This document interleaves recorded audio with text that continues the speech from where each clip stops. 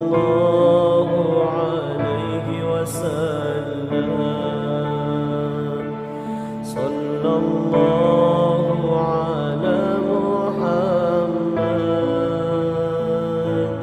صلى الله. Bismillahirrahmanirrahim. Assalamualaikum warahmatullahi wabarakatuh. Innal hamdalillah nahmaduhu wa nasta'inuhu wa nastaghfiruhu wa na'udzu billahi min shururi anfusina wa min sayyiati a'malina. May yahdihillahu fala mudilla lahu wa may yudlil fala hadiyalah. Asyhadu an la ilaha illallah wa asyhadu anna Muhammadan abduhu wa rasuluh la nabiyya ba'dah.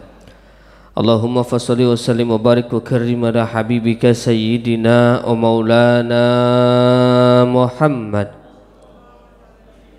wa ala alihi wa sahbihi wa barik wa sallim ajma'in, amma ba'du. Faqalallahu ta'ala fi kitabihil karim, a'udzu billahi minasyaitonir rajim, bismillahirrahmanirrahim. Wa 'alal mauludi lahu rizquhunna wa kiswatuhunna bil ma'ruf la tukallafu nafsun illa wus'aha. Sadaqallahul azim wa balagha rasulun nabiyul habibul karim wa nahnu ala zalika minasyahidina wa syakirina walhamdulillahi rabbil alamin. Alhamdulillah, puji syukur kehadirat Allah Subhanahu wa taala. Pagi hari ini kita masih dipilih Allah menjadi seorang hamba yang seger matanya, alhamdulillah, yang enak badannya, alhamdulillah, yang enteng langkahnya, alhamdulillah. Mudah-mudahan dikadarkan oleh Allah kita terus mendapatkan nikmat ini sampai akhir hayat. Amin ya rabbal alamin. Salawat teriring salam tercurah kepada baginda Nabi Muhammad. Semoga bagi keluarganya, sahabatnya dan kita sebagai umatnya mendapatkan syafaatul uzma di yaumul kiamat nanti. Amin ya Allah ya rabbal alamin. Yang sama-sama kita hormati dan kita muliakan para guru kita di Masjid Nurul Iman, para ustadz, para kiai, para habaib, terkhusus ahinal kiram Ustadz Noval, dan juga pengatur acara yang telah mempersiapkan waktunya untuk saya dan semua jamaah yang diridhoi Allah. Insya Allah mudah-mudahan Allah ridho atas perkumpulan kita pagi hari ini. Mudah-mudahan ibu bapak yang ikhlas duduk sampai majelis ini selesai, Allah ampuni dosanya, Allah tinggikan derajatnya, dan Allah kabulkan hajat-hajatnya. Amin ya rabbal alamin. Sehat semua ya bu ya? Bapak sehat pak? Alhamdulillah. Pilek-pilek dikit meriang mah biasa dah itu. Ya Pak Haji. Maka yang paling penting bukan seberapa sehat, bukan seberapa nggak ada penyakit di tubuh kita. Yang paling penting berasa sakitkah, capekkah kita, pegelnya kita, apapun yang kita rasakan tetap semuanya bermuara kepada Allah. Ada Allah yang hadir di dalam hati kita. Itu yang penting. Pala puyeng dikit nggak apa-apa, badan meriang dikit nggak apa-apa. Yang penting masih ingat Allah. Allahnya hadir terus di dalam hati kita. Ketimbang kita sehat tapi Allahnya hilang sama sekali, akhirnya jauh dari ketaatan, sehatnya tidak manfaat. Maka alhamdulillah kita punya sehat, alhamdulillah. Kita masih niat mau manfaat, manfaatin waktu, manfaatin umur, manfaatin fasilitas yang ada, yang disiapkan oleh pengurus masjid kita.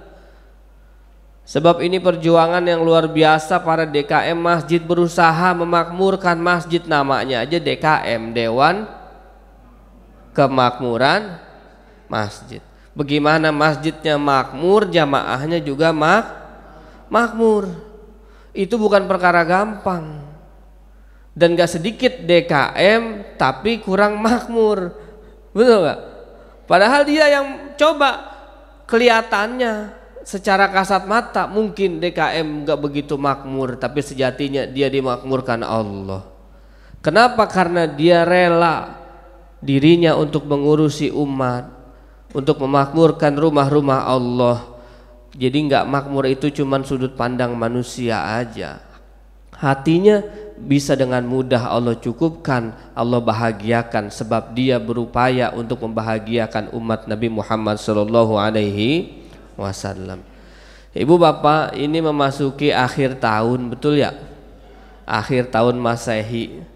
Meskipun kita juga biasanya tahun barunya tahun baru Hijriyah, cuman emang udah secara globalnya Masehi ini luar biasa. Jadi kalau udah masuk Desember begini pada berasa gitu ya. Berasa ya Pak ya. Kalau udah akhir tahun berasa, terutama bapak-bapak. Puyeng apa enggak Pak? Saya nanya yang bapaknya, yang jawab bininya nih. Jadi kalau udah akhir tahun begini rasanya udah makin berasa berat, berasa puyeng, berasa ada aja yang dipikirin. Bengong dikit, balik lagi mikir ke situ lagi, betul nggak tuh Pak? Udah masuk akhir tahun begini, di kerjaan puyeng, nyampe rumah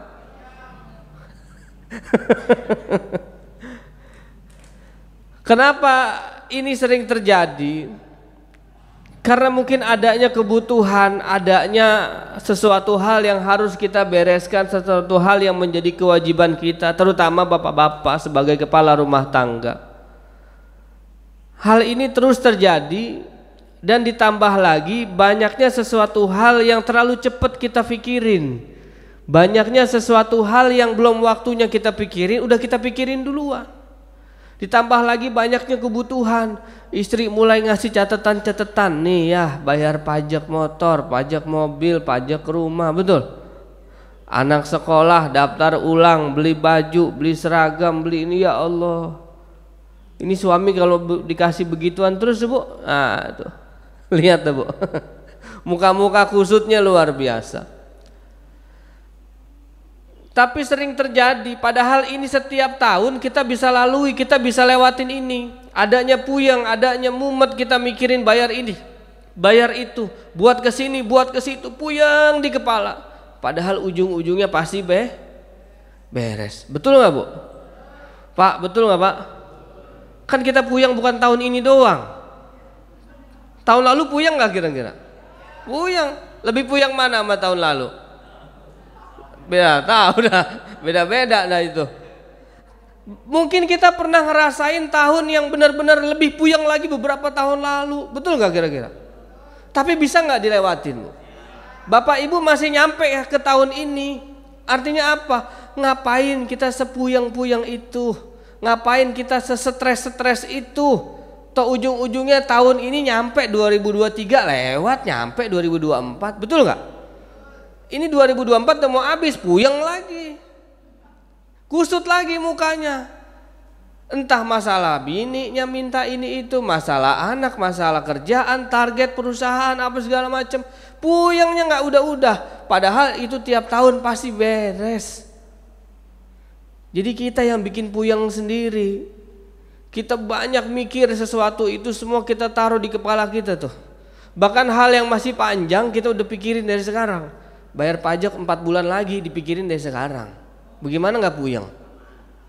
Masih lama nggak tuh kira-kira? Sampai buat apa? Nih Bang, 2025 kita ada acara begini nih Bang, begini. Masih ada berapa bulan lagi dipikirin dari sekarang, dihitung, diglobalin tuh angkanya ketemu sekian puluh juta, makin puyeng lagi. Kenapa? Karena terus ditampung di kepala, ngandelin akal kita. Akhirnya banyak mikir tapi jauh daripada zikir. Ke Allahnya jauh, ngerasa pede ngandelin otak sendiri, ngerasa pede ngandelin pemikiran sendiri. Padahal Allah mampu ngeberesin urusan kita. Allah mampu menyelesaikan apa yang menjadi tanggungan kita. Jadi bagaimana kuncinya? Kuncinya adalah dekatkan kepada Allahnya. Banyakin zikirnya, boleh mikir asal jadi zikir. Ya Bu ya, boleh mikir asal jadi zikir. Di dalam surat Al-Baqarah tadi itu sudah saya bacakan, terutama tadi perkara ini terutama bagi laki-laki yang berjuang mencari nafkah. Ini banyak terjadi akhir-akhir ini, banyak orang yang rumah tangganya berantakan karena perkara nafkah. Nafkah ini luar biasa. Ada orang yang rumah tangganya berantakan gara-gara nafkah, ada yang lakinya ngerasa udah semaksimal mungkin. Entah lakinya yang kurang maksimal atau istrinya yang kurang bersyukur. Laki-laki punya kewajiban mencari nafkah, memenuhi kebutuhan anak dan istrinya. Maka di surat Al-Baqarah tadi, kewajiban ayah menanggung makan dan pakaian mereka, yaitu anak istri, dengan cara yang patut. Nah, ini yang perlu kita garis bawahi. Seseorang tidak dibebani kecuali sesuai dengan kemampuannya. Jadi kita nih Pak, kepala-kepala rumah tangga, kalau kita ngerasa beban, ngerasa puyeng, ngerasa penat, ngerasa capek dalam berjuang mencari nafkah, tuntutan kerjaan, tuntutan orang rumah, ikhlasin aja Pak, nggak usah dibawa puyeng, nggak usah dibawa stres. Adanya tuntutan, adanya tanggungan, beban tanggung jawab kita itu Allah udah tahu, Allah udah taker. Jadi Allah nggak bakalan kasih itu semua kecuali Allah tahu kita sanggup ngeberesin itu semua. Dan Bapak harus yakin bahwa setiap perjuangan kita mencari nafkah di jalan Allah, kita ini bukan cuma sekedar cari duit buat anak bini, tapi kita dalam rangka menunaikan perintah dari Allah Subhanahu wa ta'ala. Jadi kerjanya kita, berangkatnya kita ke kantor tiap pagi, pulang sore, pergi gelap, pulang gelap. Itu bukan cuma mau memenuhi kebutuhan anak istri, tapi kita lagi menjalankan perintah Allah. Kita lagi menjalankan apa yang diperintahkan oleh Allah. Sebagai kepala rumah tangga, diwajibkan kita memberikan nafkah, nafkah yang layak bagi anak istri kita. Maka itu sudah dihargai Allah, itu diminati oleh Allah Subhanahu wa ta'ala. Sekalipun orang kantor kadang gak ngerti, kerjaan kurang dihargain, kalau Allahnya selalu ada di dalam hati kita, gak ada urusan orang mau ngargain mau gak ngargain. Yang penting udah berangkat kerja, cari nafkah yang sebaik mungkin, dijaga kehalalannya. Ini kita dapat ridho Allah Subhanahu. Jadi puyeng-puyeng di akhir tahun ini dinikmatin, karena ini momen kita diperhatikan oleh Allah Subhanahu wa ta'ala. Jadi jangan dibawa stres sendiri, akhirnya nyampe rumah ngomel sama istri. Banyak gak yang begitu? Nyampe rumah istri kagak ada, udah ngomel aja, padahal di kamar. Belum dilongok, belum apa, tibang manggil sekali belum jawab bininya udah marah-marah. Kenapa? Udah puyeng duluan, dari belum nyampe rumah aja udah emosi bawaannya, puyeng bawaannya. Akhirnya istri kena marah, ribut lagi di rumah. Anak minta jajan malah diomelin, ribut lagi di rumah. Kenapa? Karena jauh dari Allah, ngerasa semua tuntutan beban ini dia nggak sanggup. Ini semua melelahkan, padahal lelahnya dia, puyengnya dia, stresnya dia itu ada ampunan dari Allah Subhanahu wa ta'ala. Jadi nikmat Pak, ini keutamaan kepala rumah tangga. Di dalam kita puyeng berjuang mencari nafkah, ini momen kita mencari ridhonya Allah Subhanahu wa ta'ala. Jadi kerjanya kita jangan cuma diniatin untuk naikin status sosial kehidupan. Jangan cuma diniatin punya motor 1 biar jadi 2, punya motor 2 biar jadi 3, biar punya mobil 1, biar punya nambah rumah, nambah kontrakan. Sayang kalau cuma tujuannya naikin status sosial. Sayang kalau kita kerja banting tulang dari tahun ke tahun, tujuannya cuma buat nyari dunia. Sungguh itu orang adalah orang yang terjebak dalam dunia. Tapi kalau kerjanya diniatin untuk nyari keridhaan Allah Subhanahu wa ta'ala, inilah seorang hamba yang luar biasa.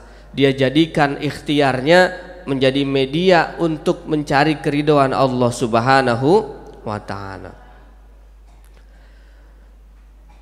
Kata Imam Ibnu Katsir di dalam kitabnya dijelaskan bahwa laki-laki yang memberikan nafkah kepada seorang istri dan anak-anaknya itu wajib ditunaikan dengan baik dan layak. Maksudnya nafkah baik dan layak itu daripada ayat tadi, nafkah baik dan layak sesuai ditentukan kadar dan kemampuan dan juga standar orang yang ada di lingkungan situ. Enggak juga kekurangan, enggak juga berlebihan. Ini banyak lagi rame artis-artis mah bodoh dah ribut begitu. Nah kita yang ngaji jangan sampai ribut begitu. Kudu beda orang yang ngaji sama yang kagak ngaji. Standarnya di Pondok Jaya nafkah berapa duit sebulan? 10 juta. Amin tuh. Pak, ibu-ibu senang tuh Pak dengar. Masya Allah. Kalau standarnya segitu maksimalin. Tugas kita sebagai laki-laki maksimalin. Jangan sampai kekurangan. Dan juga nggak perlu kita targetin harus lebih dan lebih. Yang penting bukan perkara banyaknya tapi perkara berkahnya. Perkara cukup. Berkah apa sih berkah? Berkah itu bertambahnya nilai kebaikan. Berkah itu banyak kebaikannya. Contohnya apa? Rezeki yang berkah. Kita punya duit 200.000 bisa nggak makan daging Pak? Bintaro banyak restoran tuh. Kita bisa makan daging sejam bebas nambah, bebas nyendok, bayar 200.000 satu orang. Udah daging tipis-tipis banget kayak tisu lagi. Masak sendiri lagi Bu. Udah bayar mahal, masak sendiri. Ya kan ngerjain orang ini. Tapi rame lagi. Betul gak tuh? Tapi rezeki yang berkah beda. Duit 200.000 yang harusnya tadi dibawa ke tempat itu makan kenyang sendiri. Ini rezeki yang berkah 200.000, dia beli nasi padang dapat 20 bungkus yang kenyang 20 orang, yang girang 20 orang. Ini namanya berkah. Gak pakai ribet, sama-sama daging. Betul? Malah daging rendang udah ada bumbunya. Beli nasi padang udah dapat kuahnya, dapat daun singkongnya, dapat sambal. Betul? Ini namanya berkah. Kebahagiaannya, kesenangannya, kelegaan hatinya Allah sederhanakan, cukup dipuaskan hatinya dengan sebungkus nasi padang. Gak harus dengan yang 200.000 satu orang tadi, tapi dia gembira. Bahkan boleh jadi gembiranya lebih gembira daripada orang yang makan di restoran mahal tadi tuh. Ini orang-orang yang diberkahi. Orang-orang yang berkah tuh rezeki yang berkah. Nominalnya sama tapi bisa lebih banyak manfaatnya, lebih banyak orang yang gembiranya, lebih banyak orang yang bahagianya. Maka ini yang harus kita syukuri. Dan Pak, Bu, mohon maaf, sejatinya kita sebagai orang yang berumah tangga harus saling ngerti perkara nafkah ini. Bahwa suami kita juga kemampuannya beda-beda dengan suami. Nggak akan ada ujungnya kalau naker suami sama suami orang. Ibu ngeliat tetangga hidupnya enak, bang, orang mah kayak dia noh. Orang mah kayak si Anu tuh, yang sregep dikit apa? Kita lihat, tanya dulu bener-bener suami kita termasuk orang yang sregep apa enggak. Kadang-kadang orang memang ada yang udah sregepnya maksimal nih Bu, tapi emang udah mentok kadar rezekinya segitu. Ada orang yang kerja gedabak gedubuk, kayaknya lebih gedubrak-gedubruk dibanding orang-orang yang santai, tapi dapatnya gedean orang yang santai. Kan ada yang begitu ya. Emang udah nasib garis rezekinya segitu. Tinggal kalau udah begini gimana, tambahin syukurnya. Jangan diukur sama nikmat orang. Kalau kita ngelihat orang terus, gak akan ada cukupnya, gak akan ada rasa bahagianya. Kadang ada orang yang kerja belasan tahun masih ngontrak aja.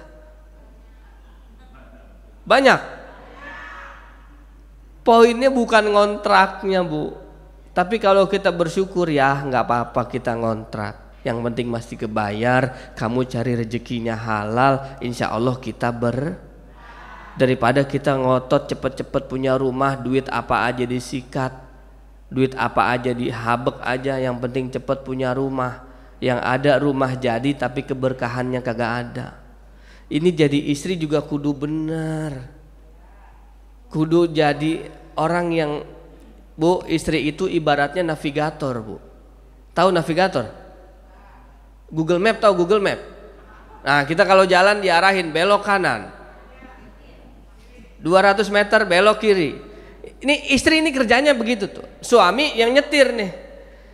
Kalau istri salah ngarahin, nyungsep nggak kita? Nyungsep.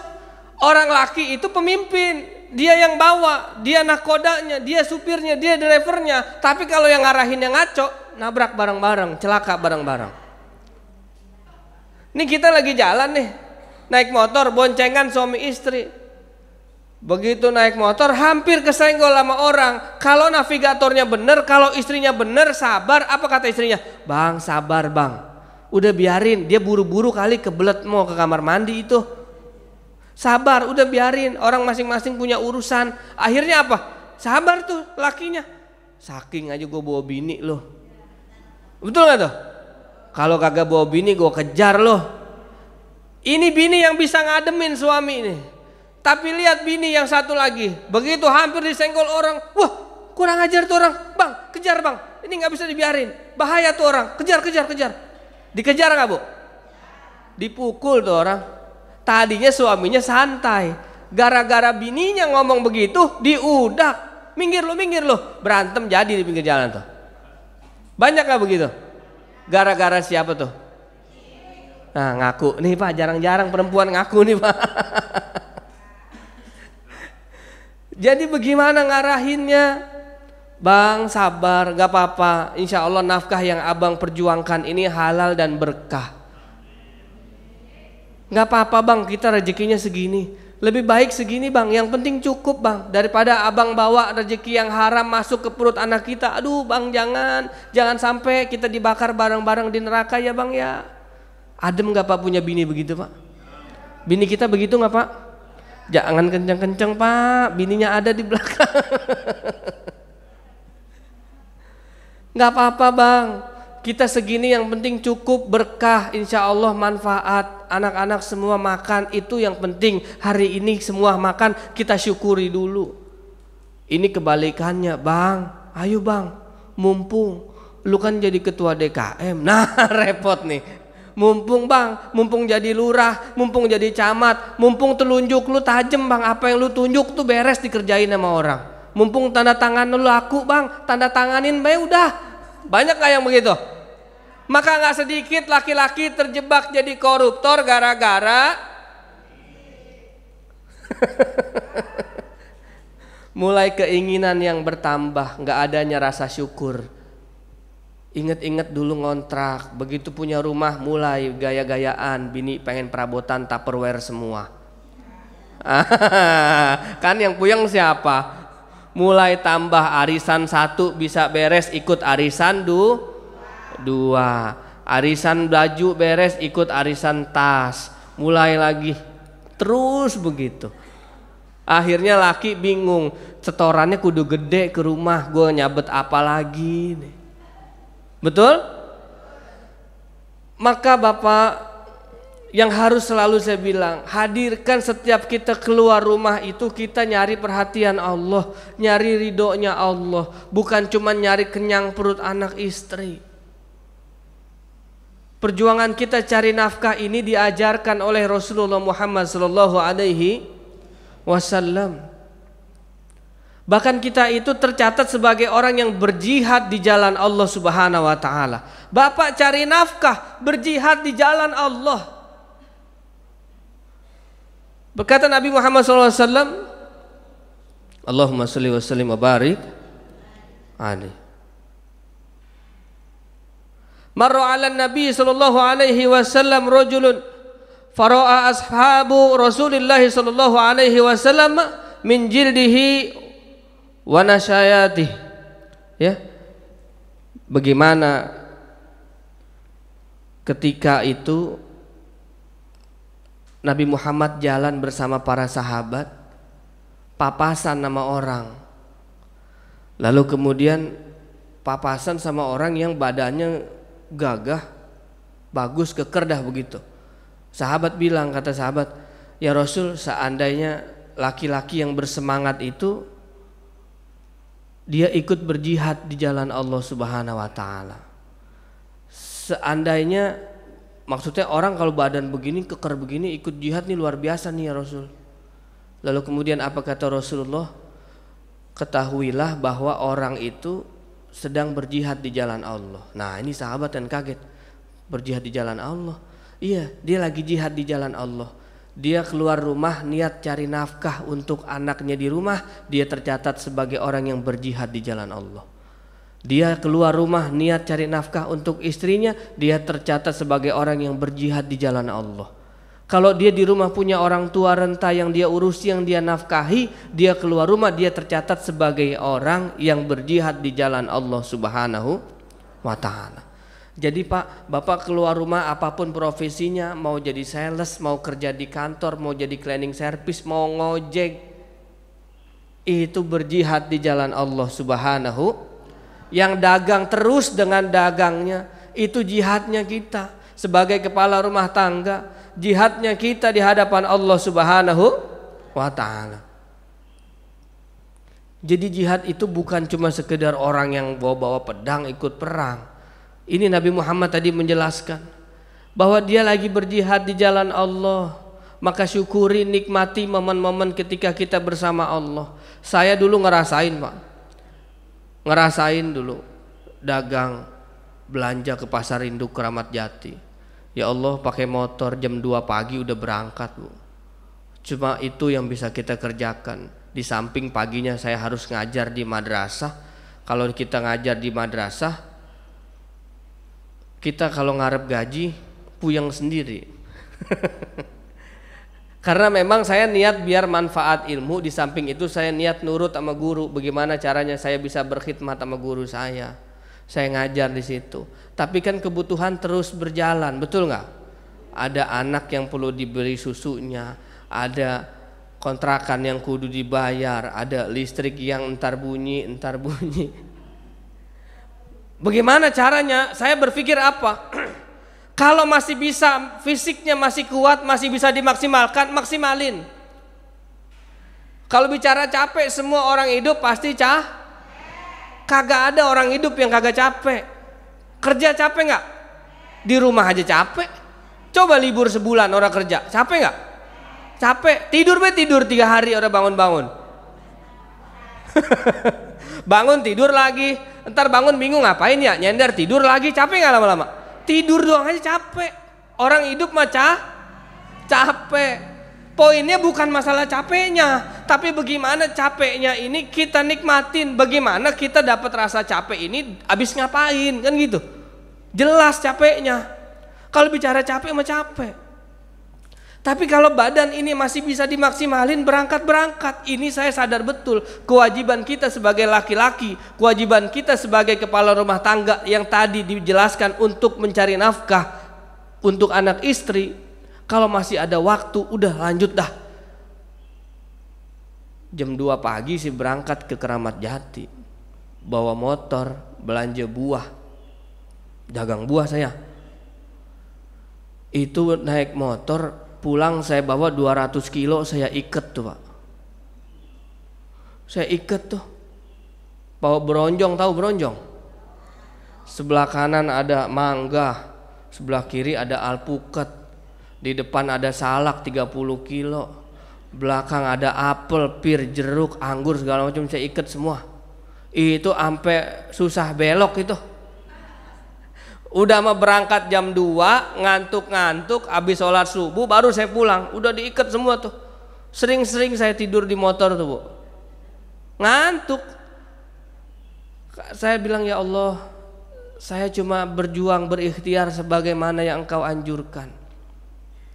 Saya nggak gengsi, Ustadz dagang buah, belanja ke pasar begini-begini.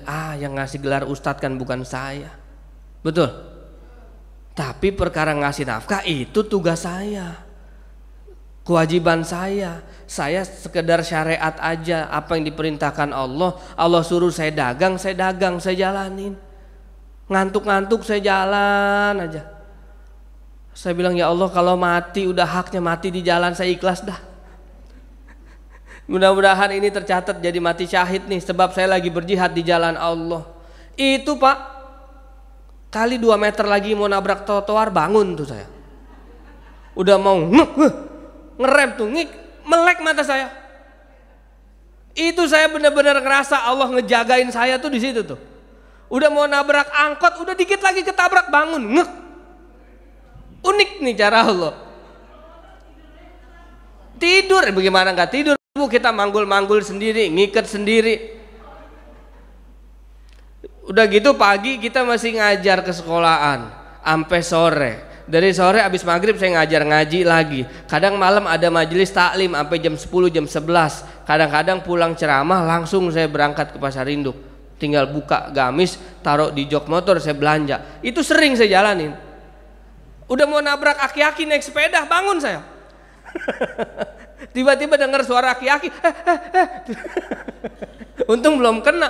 Bangun tuh. Sampai saya udah pasrah. Setiap kali saya berangkat mau ke Pasar Induk tuh saya pasrah, ya Allah kalau udah haknya mati, mati dah. Biarin dah. Mudah-mudahan matinya mati syahid nih kata saya. Kagak mati juga, alhamdulillah Bu. Udah mau nabrak Allah bangunin. Ini bukti bahwa Allah ngejaga. Allah sebaik-baik penjaga. Padahal kalau mau nabrak mah waduh kelar, udah ini beban 200 kilo apa kagak ringsek gitu kita. Tapi saya jalanin itu sampai pada ngomong, Ustaz emang gak capek apa? Emang gak capek apa? Dibilang capek sama siapa yang gak capek?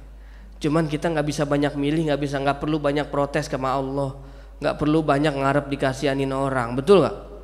Gak usah malu, gak usah gengsi, tolabul halal. Kita nih lagi nyari yang halal, gak usah gengsi. Malu lah, gua kan Ustaz ngapain gua manggul-manggul begitu. Iya cuman anak bini lu kalau nangis lapar siapa yang ngurusin? Betul gak? Jadi Pak semangat dalam cari nafkah Pak. Orang mau ngomong apa terserah, biarin. Yang penting kita nyari perhatian Allah. Saya nyari ridhonya Allah. Ya Allah saya seneng banget ngejalaninnya. Kenapa? Mau berangkat ke pasar jadi tahajud dulu. Alhamdulillah. Pulang beres belanja, sholat subuh dulu di Masjid Agung Pasar. Beres sholat subuh jamaah. Gara-gara dagang jadi subuh jamaah. Di situ saya menemukan ternyata orang-orang yang di pasar ini itu Masjid Agung Pasar Induk Kramat Jati kalau subuh rame Bu. Masjid gede itu, penuh. Ternyata apa? Tampilannya strebet, kotor, dekil-dekil, tapi subuhnya mereka jamaah. Penuh. Dibanding kita yang hidupnya enak, kerjanya di AC, bangkunya empuk, subuhnya kagak tahu ke masjid. Di situ saya dapat ilmu, ya Allah luar biasa. Ini nikmat yang mahal, betul gak? Resikonya gede, untungnya tiap bulan kagak jelas, dapatnya kagak pasti, tapi dia nikmatin momen subuh bareng-barengnya tuh. Saya lihat ada tukang semangka, ada sarung dicangklun di leher, berangkat ke masjid. Ya Allah hebat, kalah direktur nih yang subuh masih merem. Betul gak? Saya dapat ilmu yang luar biasa.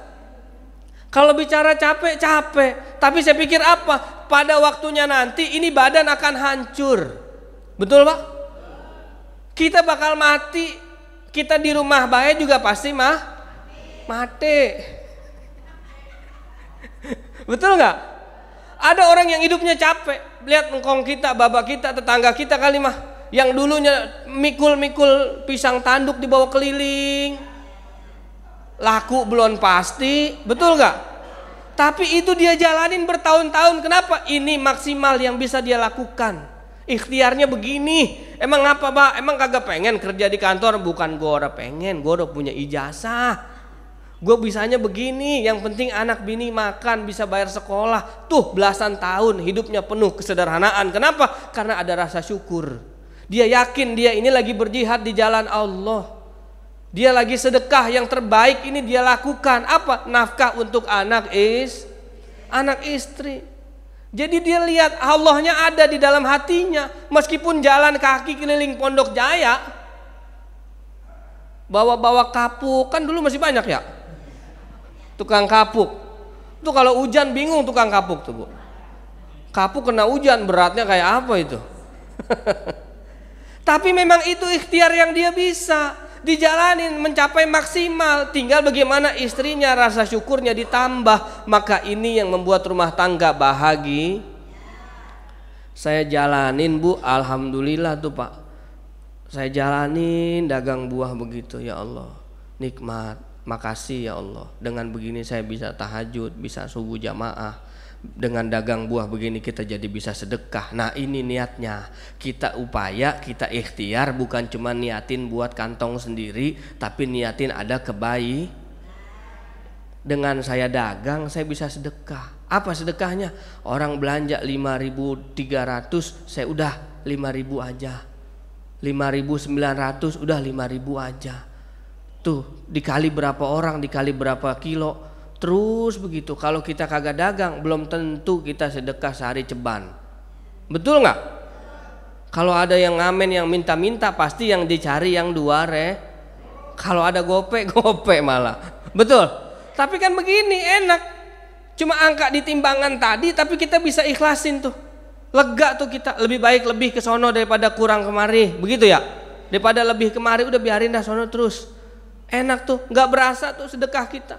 Makanya berdagang itu salah satu profesi yang diberkahi oleh Allah Subhanahu wa taala. Jadi niatin. Alhamdulillah begitu ikhlas dijalanin, ya Allah, datang Covid-19. Wow. Enak apa enggak? Kata saya enak. Kenapa enak? Gara-gara Covid orang pada melek, hidup sehat, pada beli buah. Ini cara Allah. Orang-orang yang tadinya orang hidup makan buah, ibu-ibu kan makan buah udah ketemu di pengajian aja salah kami jeruk. Gara-gara Covid tuh jadi beli apel, beli pir, beli apa segala macam. Ini cara Allah. Di balik kemasannya musibah, tapi ada hamba-hamba Allah yang Allah mau cukupin rezekinya. Nih, kita harus memaknai, memahami rezeki dari Allah itu luasnya begini.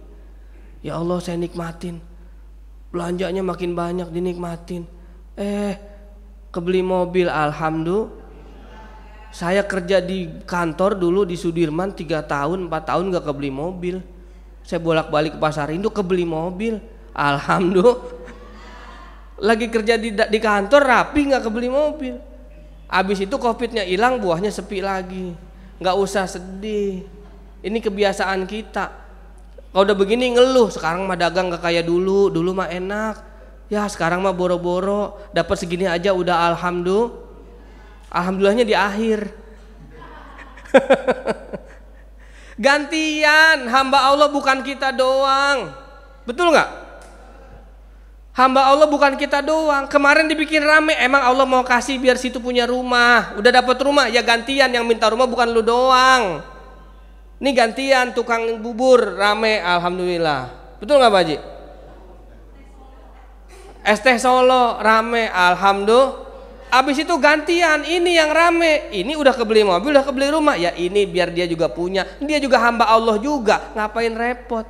Allah mau ngasih rezeki ke hambanya, kenapa kita yang repot? Betul? Maka ini yang harus kita sadari, kewajiban kita sebagai laki-laki adalah berjuang mencari nafkah.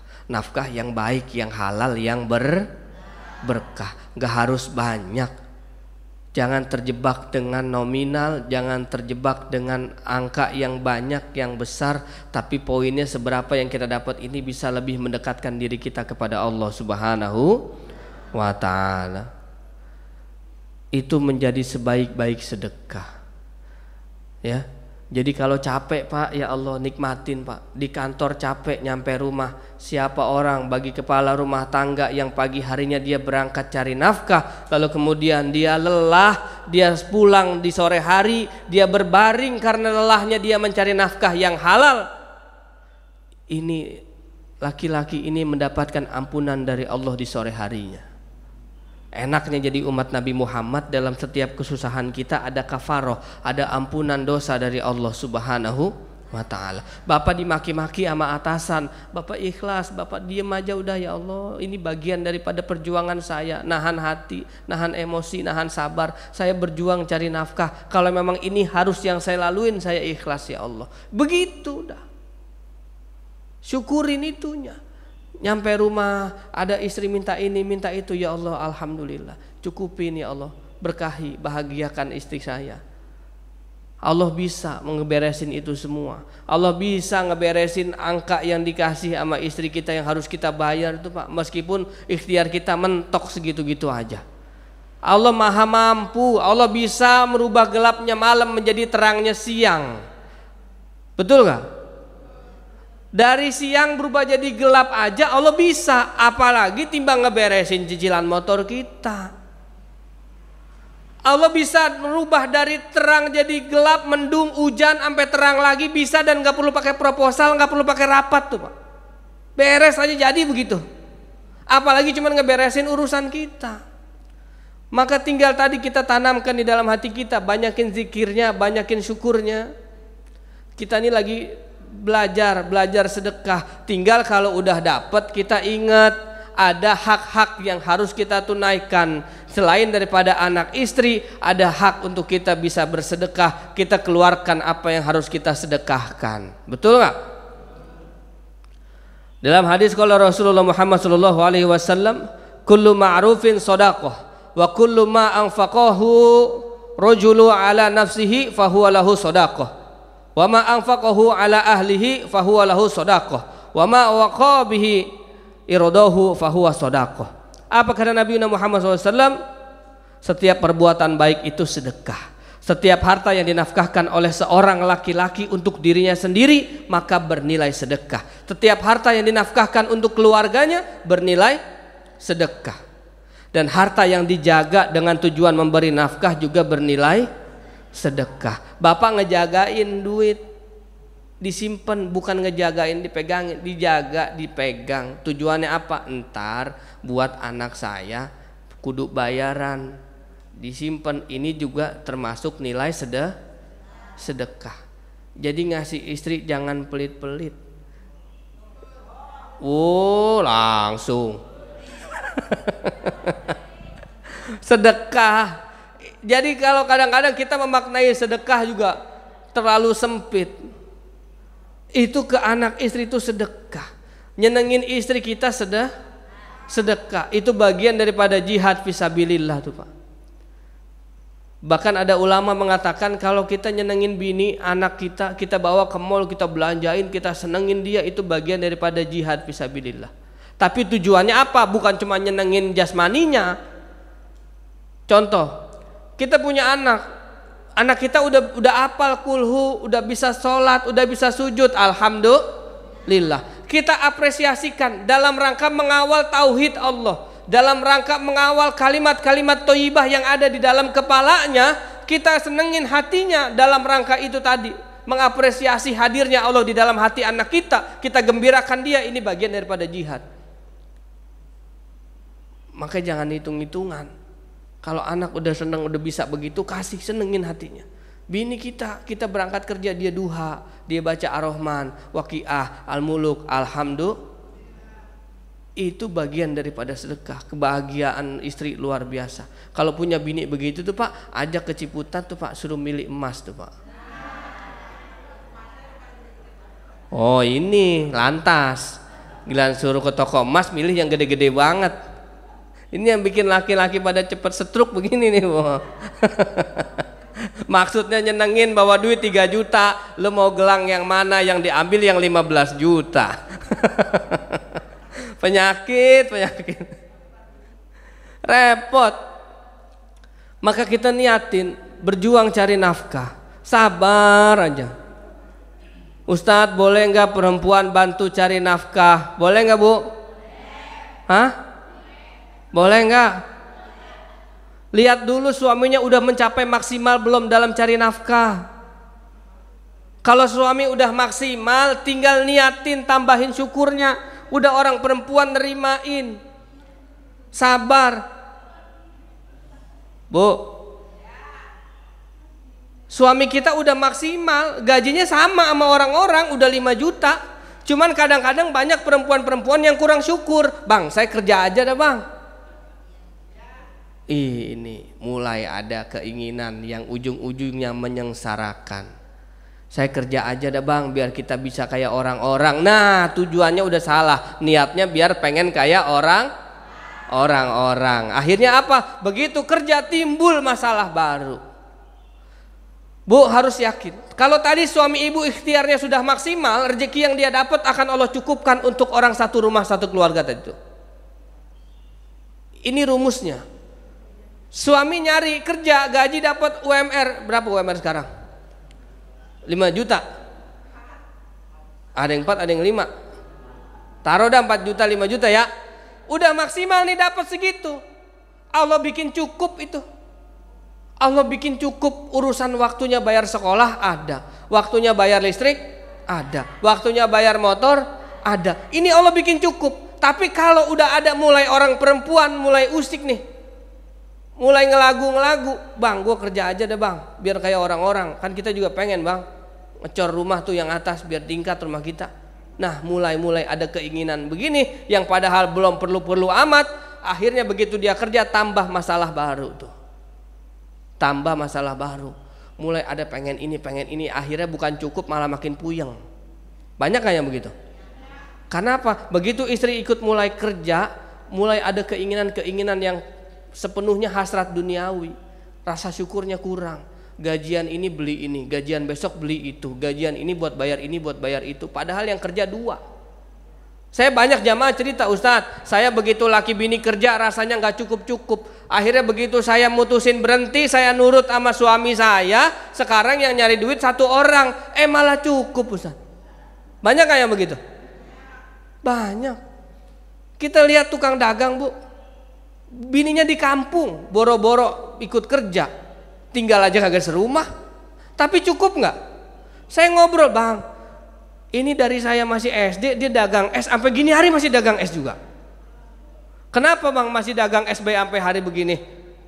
Saya emang nggak muluk-muluk Ustadz. Yang penting anak bini bisa ngirimin duit, bisa bayar sekolah. Udah saya mah alhamdulillah. Emang nggak pengen kayak orang-orang?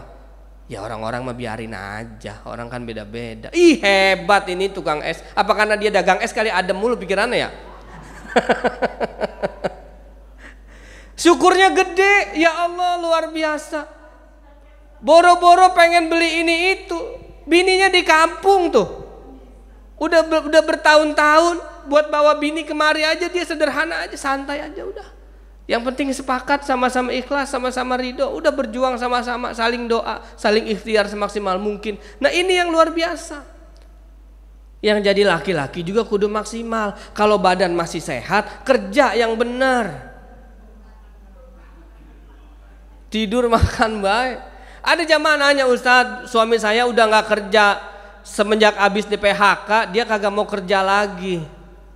Sekarang emang sih rajin ngajinya, cuman jadi orang sergap nyari duit. Ini gimana hukumnya ya Ustadz ya? Saya ikutan kerja apa bagaimana? Nah ini laki-laki yang keliru nih Bang. Kalau badannya masih sehat, masih seger, kerja dah. Apa yang bisa kita kerjain? Masalahnya makan anak bini nggak bisa disuruh minggu besok. Betul gak? Bang lapar bang, sabar ya, ntar be hari Kamis lah. Jauh.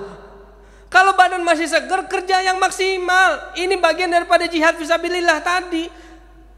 Masalahnya apa kata suaminya? Gue bukan gak mau kerja, gue kalau kerja lagi gue kagak bisa ngaji. Asik. Gue takut ketinggalan sholat jamaah. Wah ini luar biasa. Tapi akhirnya jadi di rumah baik. Jadi orang mau kerja, ini keliru. Ngajinya bagus, tapi ingat apa yang menjadi kewajiban kita itu juga bagian dari ibadah. Jihadnya kepala rumah tangga bukan lagi ngapalin hadis, bukan lagi ngapalin bab apa pelajaran-pelajaran yang sekiranya membebani sampai kita melalaikan kewajiban kita. Kewajiban kita jihad yang utama ketika kita menanggung anak istri, udah kerja yang maksimal udah. Saya kan udah kerja, ada juga begitu ngakal-ngakalin. Lah saya udah upaya Ustaz, saya udah ikhtiar. Ikhtiarnya apa? Lah ini saya nanam singkong tiap hari ke kebun. Lah bujuk, nanam singkong 20 meter. Tumbuhnya kapan? Panennya lama.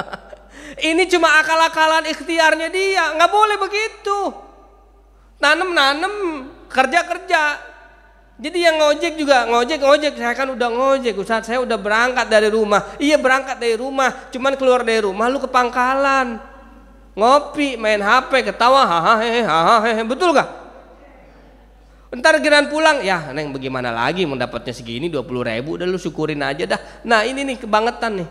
Ini suami-suami begini keliru nih Pak. Dia nggak tahu sejatinya dia itu diperhatikan Allah, ada keridoan dari Allah buat dia tuh. Jadi sayang bagi suami-suami yang kayak begini, sayang.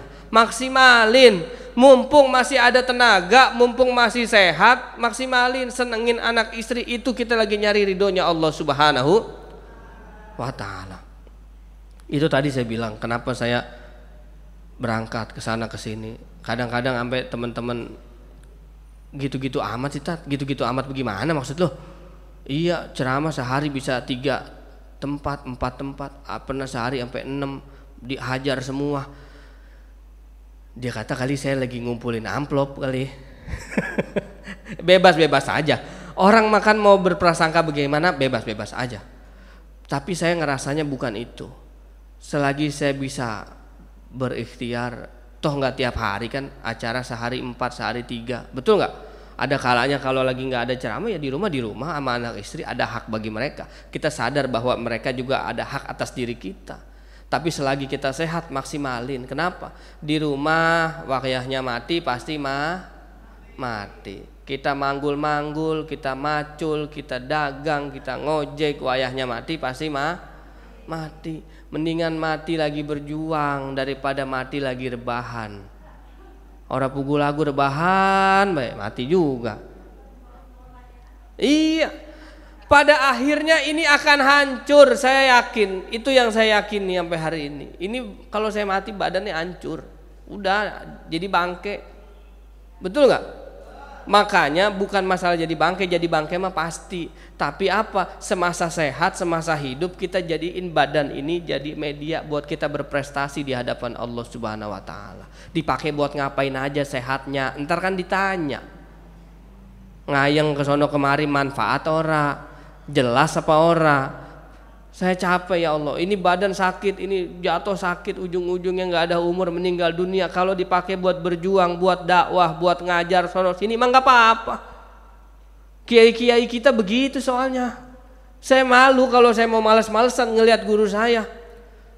Habis ngajar dia ceramah, habis ceramah ada tamu orang curhat yang masalah rumah tangga, yang masalah warisan, diladenin aja sampai jam 1, jam 2 baru pulang. Yang namu juga orang kadang-kadang orang punya pikiran ya. Guru pulang ceramah kan capek, tapi apa kata beliau? Nggak apa-apa, ini umat Nabi, ini Allah yang hadirkan, Allah yang kadarkan dia datang ke rumah saya jam segini sampai jam segitu. Betah lagi tuh orang, mata udah sepet, udah kelisak-kelisak. Masih aja, tapi Pak Ustadz, dah orang udah pulang. Saya gatel banget ngeliat udah pulang, besok lagi guru gue capek begitu. Tapi ya udah dilayanin aja, biar badan ini mencetak prestasi di hadapan Allah Subhanahu wa ta'ala. Ini yang cakep. Betul? Jadi nikmatin Pak capeknya kita, ada ampunan dari Allah. Dengar ocehan istri pulang kerja, nikmatin. Ya Allah, indah banget ya. Sekarang begitu Pak, jangan ditimpalin, jangan dibentak balik bininya. Ya. Jadi kalau pulang kerja udah capek, nikmatin. Lu kagak tahu banget pikiran lo, laki pulang kerja bukan ini bukan itu. Ya sabar Pak. Bini kita kan, kita nyomotnya bukan dari anaknya kiai kan. Yang anak kiai juga nggak ada jaminan. Wayahnya bini makan begitu, wayahnya ngomel be. Nikmatin. Lihat ada Allah di situ, ya Allah. Allah lagi nguji suatu hati kita. Nggak selamanya kita capek harus diapresiasi. Betul nggak? Kenapa? Kita jelek ke Allah. Allah udah capek-capek tuh. Meskipun bagi Allah nggak capek. Allah udah nyukupin apa yang nggak kita pinta dikasih, tapi kita jarang apresiasi. Syukur kita jarang kepada Allah. Makanya ditampilin sedikit sama Allah. Jeleknya anak istri kita itu baru sebagian kecil yang Allah munculin daripada jeleknya kita ke Allah. Allah mau nunjukin tuh, lu kayak begitu soalnya. Anak dibilangin ngeledek, bercanda melulu. Nah itu kita begitu. Disuruh ibadah, suruh ngaji, suruh sembahyang, ngeledek mulu kan. Bercanda mulu, ntar giran mentok udah banyak utang baru ya Allah. Lu bercanda mulu sama Allah.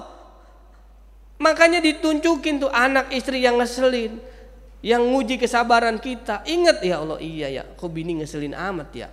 Oh iya, ternyata gue juga jelek ke Allah. Akhirnya balik lagi ke Allah, balik lagi ke Allah. Terus begitu, tuh nggak berasa tuh Pak. Akhirnya sampai hari tua badan masih kuat, masih seger, masih bisa manfaat. Nih kenapa orang tua kita dulu umur cuma angka. Umur 60, 70 tapi masih kuat manggul-manggul. Betul nggak? Tapi lihat anak-anak sekarang yang rebahan mulu. Umur baru 30 jalan begitu capek. Orang ke warung beli rokok, beli naik motor. Orang sekarang pada kagak mau capek. Jadi lebih baik kita berlelah-lelah dalam menggapai keridhaan Allah Subhanahu wa taala. Gitu ya Bu ya. Jadi kita niatin mulai sekarang ngejaga rumah tangga kita. Ibu gedein syukurnya. Nggak perlu harus bantu suami nyari duit. Kalau emang suami masih cukup, udah syukuri itu. Kalau emang niat mau bantu nyari kesibukan profesi, ibu bisa ngajar ngaji, bisa ngajarin bocah. Tapi jangan diniatin ngajarnya itu untuk cari duit. Niatin untuk manfaat. Saya biar ada kegiatan. Kadang banyak perempuan alasannya apa? Biar ada kegiatan daripada bete di rumah nggak ngapa-ngapain. Betul gak? Mending gua kerja jadi nyuci gosok kek apa kek. Nah ini kan lucu, cucian orang dikerjain yang Nah itu dah, itu ibu-ibu tahu deh tuh. Padahal suaminya masih cukup. Jadi lebih baik suami pulang bisa ngelayanin, bisa ngejamu terus dalam menggapai keridhaan Allah Subhanahu wa taala. Jadi semangat ya Pak ya. Ini akan berlalu. Puyeng-puyeng ini akan berakhir. Nanti 2025 pasti beres. Selama kita masih hidup pasti beres. Allah jamin rezekinya. Punya hutang berapapun pasti beres. Allah ngejamin selama masih ada napasnya rezekinya dijamin. Dari dalam perut udah ada napasnya dijamin rezekinya. Makan gak nih bayi di perut? Gimana cara makannya? Emaknya makan, anaknya dapat makan. Sampai dia lahir, makan gak nih bayi? Bisa dia cari kerja, cari duit bisa, nyendok nasi gak udah bisa, tapi makan gak dia? Allah gerakin tuh emaknya, ambil pisang Ambon, dikerik, disuapin anak raja gitu. Ada rezekinya, meskipun gak bisa nyari, tapi ada rezekinya. Terus begitu. Sampai tua, sampai aki-aki, maaf ada saya lihat aki-aki udah orang bisa jalan, duduk aja di bangku, di kursi roda, mau makan teriak, manggil anak, manggil bininya, ada nggak begitu?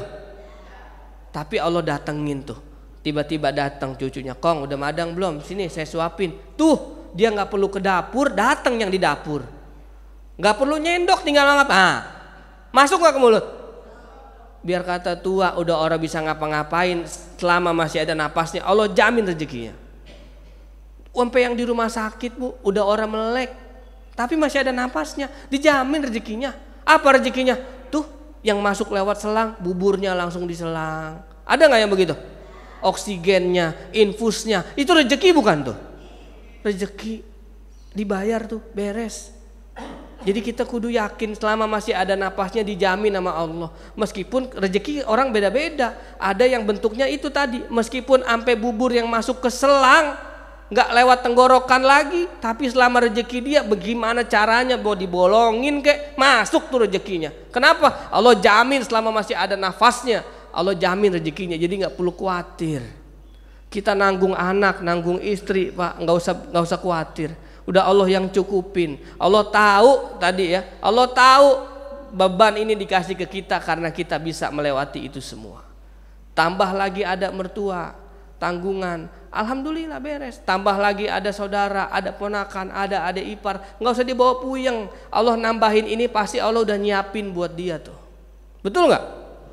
Contoh, kita punya ponakan naik motor jatuh, plak, patah tangannya. Bapaknya udah nggak ada, emaknya kagak punya duit, masuk ke rumah sakit, yang dimintain tolong siapa? Kita mamangnya berapa duit? 5 juta. Itu kan di luar dugaan, tapi jadi tanggungan kita. Beres nggak tapi itu? Bisa nggak dibayar?